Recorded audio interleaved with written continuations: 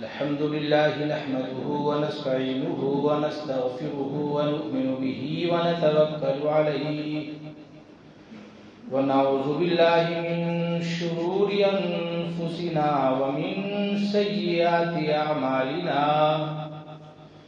من يهده الله فلا مضل له ومن يضلله فلا هادي له ونشهد أن لا إله إلا أنت ونشهد أن محمدا عبده ورسوله فقد قال الله تعالى في القرآن المجيد فأعوذ بالله من الشيطان الرجيم بسم الله الرحمن الرحيم يا أيها الذين آمنوا إذا نودي للصلاة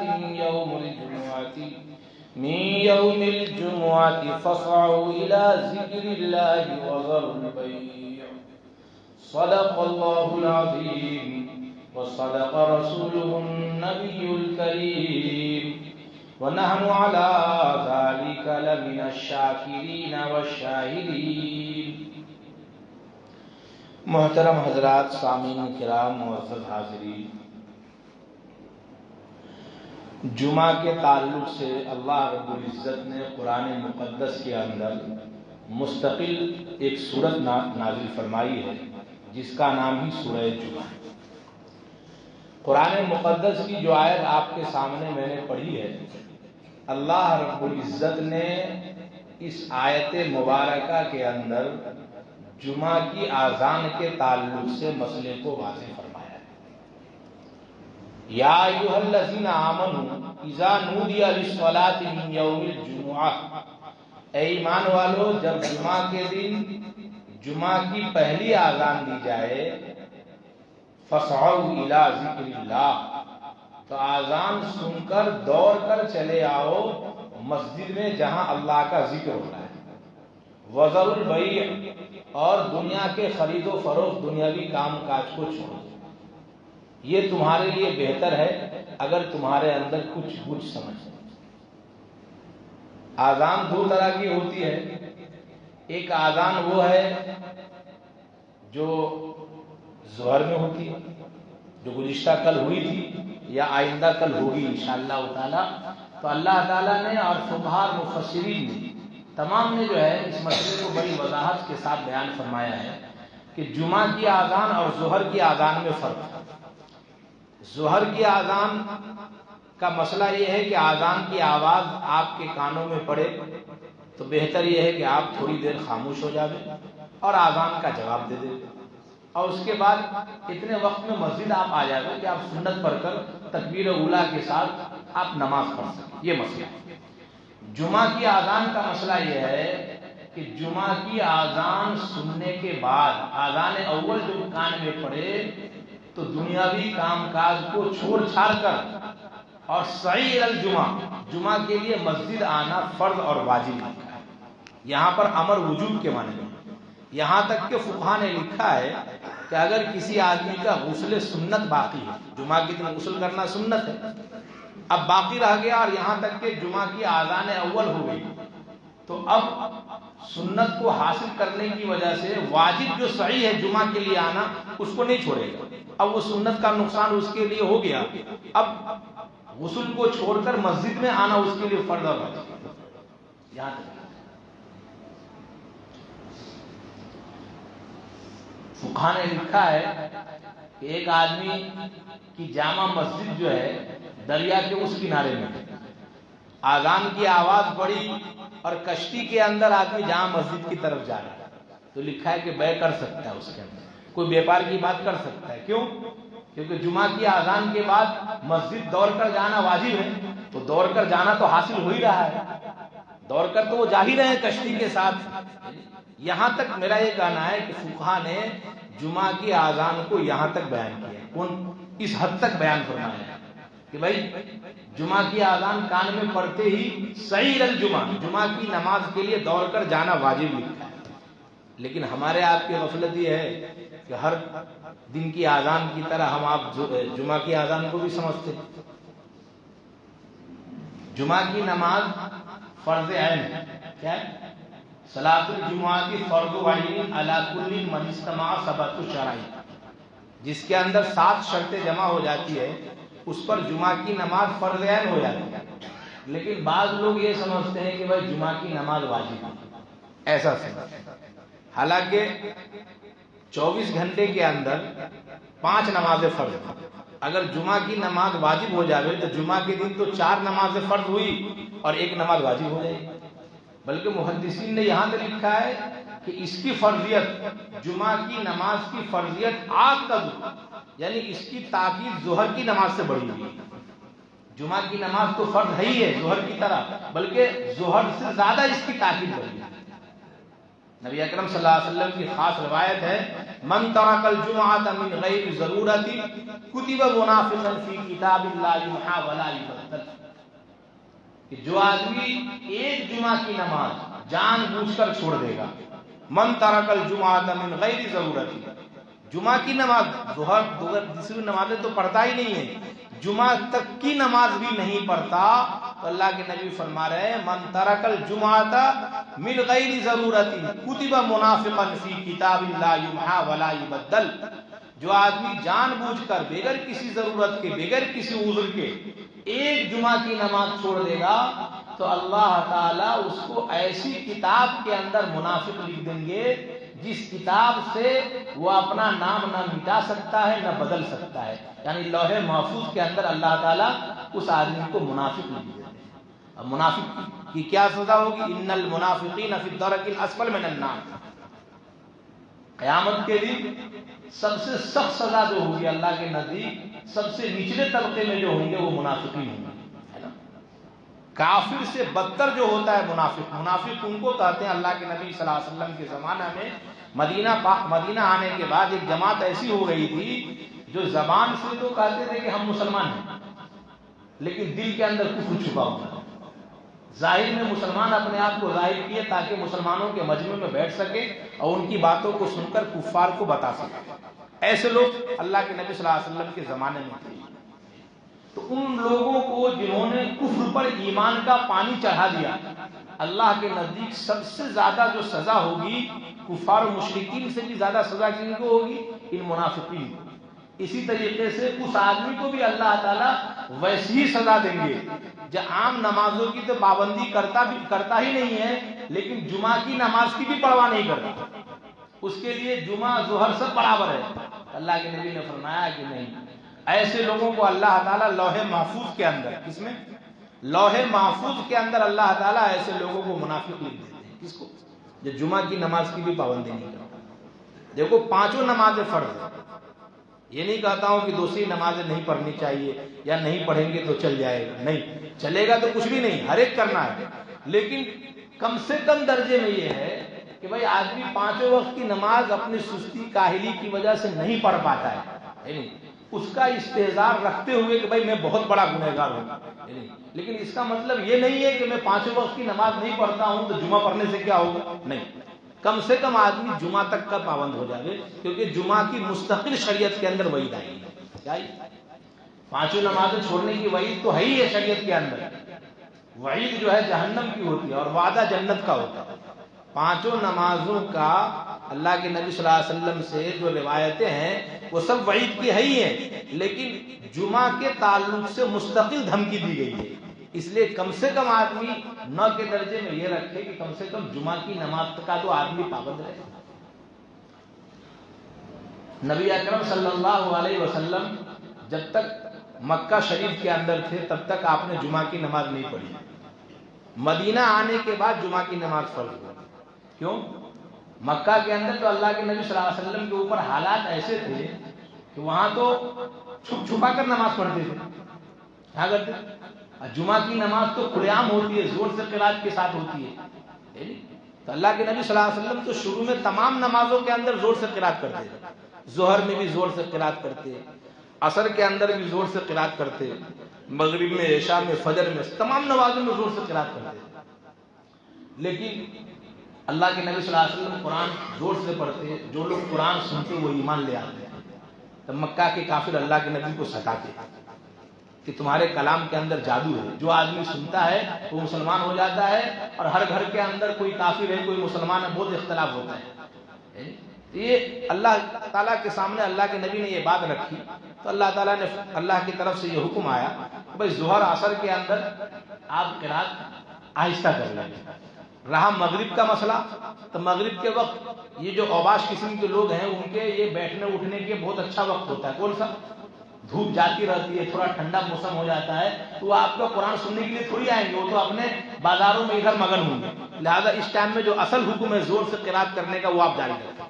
اور عشاء کی نماز اللہ کے نبی جو ہے دیر سے پڑھتے تھے، تاخیر سے پڑھتے تھے، تو عشاء کے اندر بھی ایسی کوئی بات نہیں تھی۔ اور فجر کی نماز اللہ کے نبی غلس میں پڑھ لیا کرتے تھے، تو اس وقت تو کفار لوگ سوئے ہوئے ہوتے تھے۔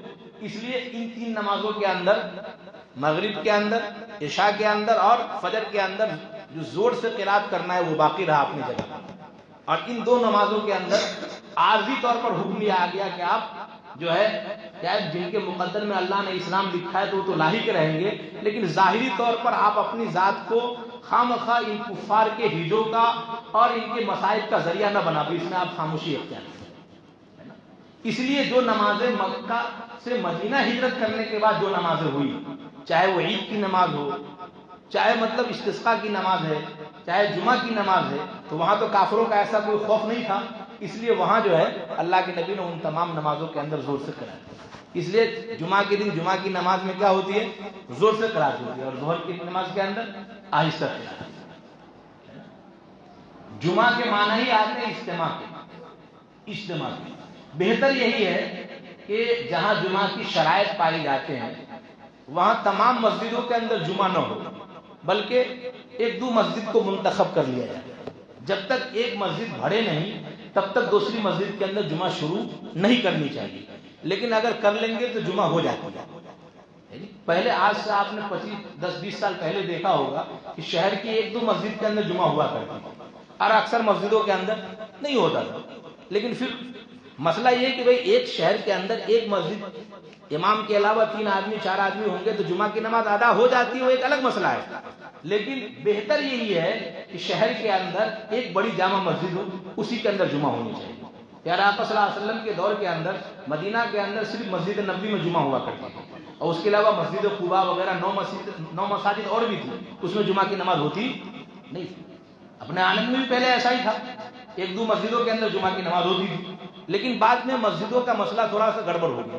ہر مسجد کے اندر وہ چندہ پیٹی وغیرہ کا چکر چلا، فلاں ہے، اسی سے مسجد کا نبھاؤ ہوتا ہے۔ اس چندے کی وجہ سے کیا ہو گیا، ایک جو شریعت کا جو اصل حکم تھا، جو شریعت کا روح جو ہے، جمعہ کے معنی آتے اجتماع، بہت سارے لوگ مل جل کر ایک جگہ جمعہ کی نماز پڑھیں۔ بلکہ ہماری شریعت کے اندر یہ عید کا دن ہے، کیا ہے؟ جس طرح عید کی نماز ہم لوگ مل جل کر ایک جگہ عیدگاہ میں جا کے پڑھتے ہیں تاکہ مسلمانوں کی ایک شان شوکت کفار کو لگے، ایک دوسرے کی ملاقات بات ہو، اس طرح شریعت کے اندر ہمارے یہاں، ہماری شریعت کے اندر جمعہ کا دن جو ہے عید کا دن ہے، بلکہ سید الایام، تمام دنوں کا سردار ہے۔ تو اصل تو مسئلہ یہی ہے کہ شہر کے اندر یا جہاں جمعہ ہوتی ہے کوشش کی جائے کہ ایک دو مسجد کے اندر ہی جو ہے جمعہ کی نماز، لیکن یہ چندہ پیٹی کے چکر میں کس نے، وہ چندہ ہوتا ہے نا، اس کے اندر مسجد کا بہت سارا اماموں کا خرچہ، اس کا خرچہ، اس کا نکل جاتا ہے، اس لیے عام طور سے شاید سب مسجدوں کے اندر پہلے دن سے ہی جمعہ شروع ہے۔ لیکن یہ شریعت کا یہ اصل حکم یہ نہیں، نماز ہو جانا ایک الگ مسئلہ ہے۔ نبی پاک صلی اللہ علیہ وسلم ہم بیان فرماتے تھے، لیکن اس کے ساتھ ایک بات یہ بھی کہتے، قُلِ الْحَقِّ إِنْ كَانَ مُرًّا، کہیں موقع ملے بات کہنے کا تو حق بات کہو، کیا کہہ دو، چاہے لوگوں کو کڑوی لگے، الگ بات۔ حکیم الامت مجدد ملت حضرت مولانا اشرف علی تھانوی علیہ الرحمہ کے ملفوظات میں لکھا ہے، ملفوظات حضرت اپنی زندگی میں جو باتیں کہتے تھے بعض لوگ ان کو لکھ لیتے تھے اور ان کو ایک ساتھ جمع کر کے پھر بعد میں اس کو شائع کرتے تھے۔ تو ملفوظات کے اندر لکھا ہے کہ ایک امام صاحب حضرت کے مرید تھے، کن کے؟ حضرت حکیم الامت مجدد ملت مولانا اشرف علی تھانوی علیہ الرحمہ کے مرید تھے۔ وہ حضرت کے پاس گئے اور حضرت نے احوال پوچھے، آپ نے احوال بتا دیا، کہا حضرت الحمدللہ ایک اچھی مسجد کے اندر امام ہے، اور اللہ کا بڑا فضل و کرم ہے کہ تمام مصلی اور مقتدی میرے سے خوش ہیں۔ آپ دعا فرما دے رہے اللہ تعالیٰ مزید اسی طرح مقبولیت محبوبیت عطا فرمائے۔ حضرت نے تھوڑی دیر مراقب ہو کر کہا کہ شاید تم نے اتنے لمبے عرصے کے اندر کبھی کوئی حق بات نہیں کہی۔ کیا کہا کہ کسی امام سے پورے مقتدی مصلی سب خوش ہیں، سب لیے پھر رہے ہیں، تو سمجھو کہ وہ ایک حضرت نے کہا کہ اس مقبولیت محبوبیت کے پیچھے تمہاری راز یہ ہے کہ اتنے لمبے عرصے کے اندر تم نے ایک بھی حق بات نہیں کہی ہوئی ہے نا۔ پیارے آقا صلی اللہ علیہ وسلم کفار کی نظر میں صادق اور الامین تھے، کیا تھے؟ لیکن اللہ کے نبی صلی اللہ علیہ وسلم نے جو حق بات کہی، پہاڑ پر کھڑے ہو کر تو کیا ہو گئے، گھر کے لوگ تک الگ ہو گئے کہ نہیں ہو گئے؟ تو یہ بات حضرت تھانوی کی ہے، کون سی؟ کہ آدمی حق بولے گا تو حالات آئیں گے، اور آدمی جب معاشرے کے ساتھ ملا جلا رہے گا تو اس پر کوئی حالات نہیں آئے گا۔ حالات تو کب آئیں گے آدمی کے اوپر؟ کب آئیں گے؟ جب وہ معاشرہ سے ہٹ کر کوئی ایک چیز لانا چاہے گا، معاشرہ کو سدھارنا چاہے گا، لے کے آگے بڑھنا چاہے گا، تب حالات آئیں گے۔ نبی اکرم صلی اللہ علیہ وسلم کی پوری زندگی حق ہی کے خاطر اللہ کے نبی صلی اللہ علیہ وسلم نے جتنے مصائب سہے، مصیبتیں اللہ کے نبی نے سہی، اور آپ کو مدینہ ہجرت کرنا پڑا، اس کی وجہ کیا تھی؟ کیا تھی؟ کہ اللہ کے نبی حق دین پر، حق پر لوگوں کو لانا چاہتے ہیں، لیکن لوگ حق پر آنے کے لیے تیار ہوئے نہیں، یہاں تک کہ پیارے آقا صلی اللہ علیہ وسلم کے گھر مبارک کو چاروں طرف سے گھیر لیا۔ کیا کیا کہ اب چاہے جو بھی ہو، آج نبی اکرم صلی اللہ علیہ وسلم کو نعوذ باللہ شہید کر دیا۔ یہاں تک نوبت آئی کہ نہیں؟ یہاں تک نوبت آ گئی۔ پھر اللہ کے نبی صلی اللہ علیہ وسلم پر وحی آ گئی کہ آپ کے چاروں طرف جو ہے کفار و مشرکین چاروں طرف سے آپ کو گھیرے ہوئے ہیں۔ آپ نے اپنے بستر پر حضرت علی کرم اللہ وجہ کو سلا دیا۔ حضرت علی کو کیا کہتے ہیں؟ کرم اللہ وجہ۔ کیوں کہتے ہیں؟ چار خلیفہ ہیں نا، چاروں کے نام کے ساتھ ہم کچھ لگاتے ہیں۔ حضرت ابوبکر کو صدیق کہتے ہیں کیونکہ انہوں نے اللہ کے نبی صلی اللہ علیہ وسلم کی سب سے پہلے تصدیق کی بلا چوکے۔ حضرت عمر کو فاروق کہتے ہیں کیونکہ ان کے اسلام لانے سے الفارق بین الحق والباطل، حق اور باطل کے درمیان فرق ہو گیا۔ حضرت عمر کے اسلام لانے سے پہلے مسلمان کھلم کھلا نماز پڑھتے نہیں تھے، پتہ نہیں چلتا تھا کہ کون مسلمان ہے اور کون کافر ہے۔ ان کے اسلام لانے کے بعد مسلمان خانہ کعبہ کے اندر کھلم کھلا نماز پڑھنے لگے، تو الفارق بین الحق والباطل۔ حضرت عثمان کو ذوالنورین کہتے ہیں، دو نور والے۔ کیوں کہتے ہیں؟ اس لیے کہ اللہ کے نبی صلی اللہ علیہ وسلم کی دو بیٹیاں پیارے آقا صلی اللہ علیہ وسلم کی حضرت عثمان کے نکاح میں یکے بعد دیگرے آئی، اس لیے ان کو دو نور والے کہتے ہیں۔ حضرت علی کو کرم اللہ وجہ کہتے ہیں۔ کیوں کہتے ہیں؟ کرم اللہ وجہ کے معنی ہے، وجہ کے معنی آتے ہیں چہرے۔ اللہ آپ کے چہرے کو عزت والا رکھے۔ کیا رکھے؟ یہ کیوں کہتے ہیں؟ حضرت علی نے بچپن ہی میں اسلام قبول کر لیا، بالکل چھوٹے تھے، بچوں میں سب سے پہلے حضرت علی نے اسلام قبول کیا۔ ایک کفار نے کہنا شروع کیا کہ تم کیسے ہو گئے؟ اسلام ہی قبول کرنا تھا تو تھوڑی تمہاری عمر ہو جاتی، سمجھ بوجھ کی عمر، بالغ ہو جاتے، بڑے ہو جاتے، کچھ سوچتے سمجھتے، تب جا کے اسلام قبول کرتے۔ تم نے بس بچپن بچوں کا کیا اعتبار، تم نے اتنی سی بس تھوڑی سی دعوت پر تم نے جو ہے اپنے آبا و اجداد کا دین کو چھوڑ دیا۔ اور کفار نے کہنا شروع کر دیا اسود اللہ وجہ، اسود اللہ وجہ، اللہ اے علی اللہ تیرے چہرے کو کالا کرے، تو نے اتنا بڑا فیصلہ بچپن میں کیسے لے لیا؟ تو مسلمانوں کی طرف سے خطاب ہوا نہیں، کرم اللہ وجہ، اللہ آپ کے چہرے کو عزت والا رکھے، آپ نے واقعی صحیح وقت پر صحیح فیصلہ لیا ہے نا۔ تو حضرت علی رضی اللہ تعالی عنہ کو اللہ کے نبی صلی اللہ علیہ وسلم نے اپنے بستر پر سلا دیا، اور پھر اللہ نے حکم دیا کہ ایک مٹی لے لیجیے اور باہر پھینک دیجیے، اور اللہ کے نبی نے باہر پھینکا، سب کی آنکھوں میں مٹی چلی گئی، سب آنکھ ملتے رہ گئے۔ پیارے آقا صلی اللہ علیہ وسلم حضرت ابوبکر صدیق رضی اللہ تعالیٰ عنہ کے گھر پہنچے، پھر وہاں سے آپ نے مدینہ مقدس کا سفر شروع کیا، اور غار ثور میں 3 دن آپ صلی اللہ علیہ وسلم پناہ لیے۔ کہاں لی؟ غار ثور ہے نا، عرفات کے آگے جو لوگ حج عمرہ کرنے جاتے ہیں، یعنی وہاں غار ثور ہے، ابھی بھی ہے، لوگ جاتے ہیں اپنی شہادت سمجھ کر۔ وہاں اللہ کے نبی صلی اللہ علیہ وسلم 3 دن تک وہاں پر آپ روپوش رہے، پھر آپ نے مدینہ کا سفر کیا، پھر تمام فتوحات ہوئی، ہے نہیں؟ تو یہ اللہ کے نبی صلی اللہ علیہ وسلم نے کس لیے کیا؟ دین کی خاطر کیا کہ نہیں؟ اپنا گھر چھوڑا، اپنا وطن چھوڑا، اپنا بال بچے کو چھوڑا، بلکہ مکہ چھوڑنے کے وقت پیارے آقا صلی اللہ علیہ وسلم بڑی حسرت بھری نگاہوں سے مکہ کو دیکھ رہے تھے، کہہ رہے تھے کہ اگر یہ لوگ ہمارے جان کے در پہ نہیں ہوتے، میرے جان کے میرے خون کے پیاسے نہیں ہوتے، اے میرے وطن میں تجھے ایسے چھوڑ کر نہیں چلا جاتا۔ لیکن اس سے معلوم ہوتا ہے کہ آدمی دین کے خاطر سب کچھ چھوڑ دینا چاہیے، اپنے وطن کو، اپنے اس کو، اپنے رشتہ دار کو، سب کچھ چھوڑ کے آپ صلی اللہ علیہ وسلم تشریف لے گئے نہیں لے گئے؟ یہ کب ہوا کہ اللہ کے نبی حق بات کہنے کے عادی تھے۔ کس کے؟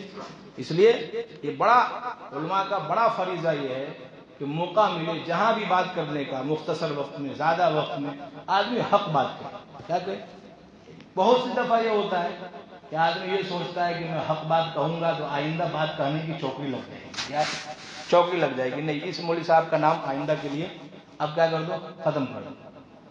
اس لیے ایسی باتیں کرتے ہیں، ایسا بیان کرتے ہیں جس میں آدمی بس وہ ہنسے اور خوشی ہو، بس بزرگوں کے واقعات سنا دیا جس میں آدمی کو کچھ نہیں کرنا پڑے۔ یہ چیز اللہ کے نبی صلی اللہ علیہ وسلم کی سیرت کی یہ چیز خلاف ہے۔ پیارے آقا صلی اللہ علیہ وسلم کی زندگی کے اندر ایک واقعہ ایسا نہیں ملتا جس میں اللہ کے نبی صلی اللہ علیہ وسلم نے ذرا بھی، بلکہ حضرت عمر رضی اللہ تعالیٰ عنہ پر بھی اللہ کے نبی بعض وقت میں خفا ہو گئے۔ کیا ہو گئے؟ بعض وقت میں اللہ کے نبی صلح حدیبیہ وغیرہ کے موقع پر، اس کے موقع پر ہے نہیں، حضرت عمر رضی اللہ تعالیٰ عنہ جب اللہ کے نبی صلح کرنا چاہ رہے تھے، اس موقع پر تھوڑا شرمندہ تھے، یہ تھے، اللہ کے نبی سے کچھ سوالات کر دیے، اللہ کے نبی نے اس موقع پر بھی ان کو سنبھالا۔ اس طرح بہت سارے اللہ کے نبی صلی اللہ علیہ وسلم کی زندگی کے اندر کروڑہ واقعات ایسے ہیں کہ پیارے آقا صلی اللہ علیہ وسلم نے حق کے لیے، چاہے اپنے گھر والیوں سے بھی، پیارے آقا صلی اللہ علیہ وسلم کی ازواج مطہرات رضی اللہ عنہن ایک مرتبہ سب نفقہ کی درخواست لے کر آ گئی، ہم لوگ کو کھانا خرچہ چاہیے سال بھر کا۔ کیا چاہیے؟ تو اللہ کے نبی نے قسم کھا لیا تم سے نہیں ملوں گا، فلاں ایلا کر لیا اللہ کے نبی نے، پورے واقعات ہیں۔ لیکن جو حق بات تھی آپ نے اپنے گھر والوں سے، بچیوں سے اور اپنے قریبی صحابہ اکرام سے اس کو کہنے میں چکے۔ اس لیے کوشش یہ کرنا چاہیے کہ منبر نبوی سے، اللہ کے نبی صلی اللہ علیہ وسلم کی جگہ سے کوئی آدمی بات کرے تو پورے طور پر وہی بات امانت دیانت کے ساتھ کرنی چاہیے جو بات پیارے آقا صلی اللہ علیہ وسلم اس منبر سے کہا کرتے تھے، چاہے وہ کسی کو 10 منٹ کے لیے اچھی لگے چاہے بھلی لگے۔ اللہ تعالیٰ نے جو باتیں کہلوا دی ہے اس میں کوئی غلطی ہو اللہ میرے کہنے کو معاف فرمائے، آپ کے سننے کو معاف فرمائے۔ جو بات کام کی آ گئی ہے اللہ تعالیٰ اس پر سب سے پہلے مجھے، اس کے بعد تمام سامعین کو خوب عمل کرنے کی توفیق عطا فرمائے۔ وما علینا الا البلاغ۔ یا اللہ سنت واقعہ تو